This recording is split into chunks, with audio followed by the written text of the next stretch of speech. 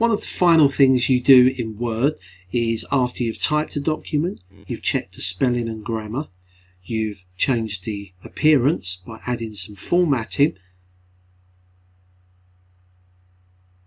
you then want to print it. And that's what we're looking at next. How do you print a document? Once you've finished the entire document and saved it, you can go to the File, and if you look down here, there'll be an option to print. Now, there are alternative ways of getting to the print, which are covered in other courses. Here you click on Print. What will happen is you then go into what we call the print preview, and it shows you a sample of what the document's going to look like when you print it out, and you can see it here. Now, you can zoom into the page. If you look down in the bottom right, there's a little button, Zoom to Page, and that will show you an entire single page. What I could do is increase the size by using the zoom to come in to see exactly what it looks like close up. And again, I can click on the button to zoom to show the entire page. If I'm happy with this, I can then turn my attention to this panel down the side here. First of all, if I'm happy with this and the settings, I click the print button and how many copies I want, so specify the number of copies. Below this, it will tell you which printer.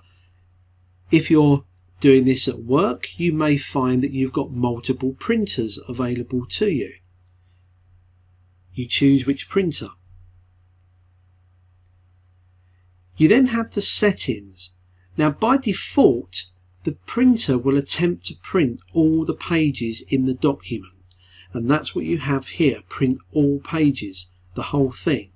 However, you can change this. If I click on the drop down, I can print various pages by choosing these. I may just want to print the page that I'm currently on.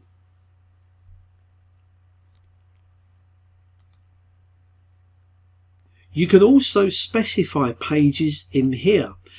I could type, if I wanted to print pages 1, 3 and 5, I would type in 1, 3, 5. That will print pages 1, 3 and 5.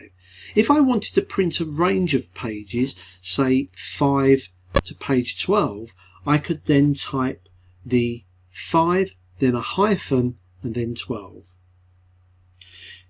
If your printer supports double-sided, you can change this. At the moment it's set to print one-sided, but I could ask it to print on both sides of the paper. This will be dependent on the printer you're printing to.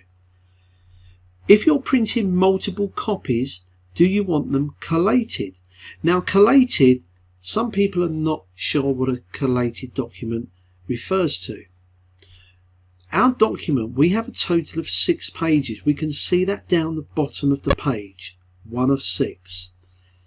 If I wanted to print 3 copies of this document, if I have collated turned on, it will print pages 1 to 6, then it'll start again and print another 1 to 6, and then another one.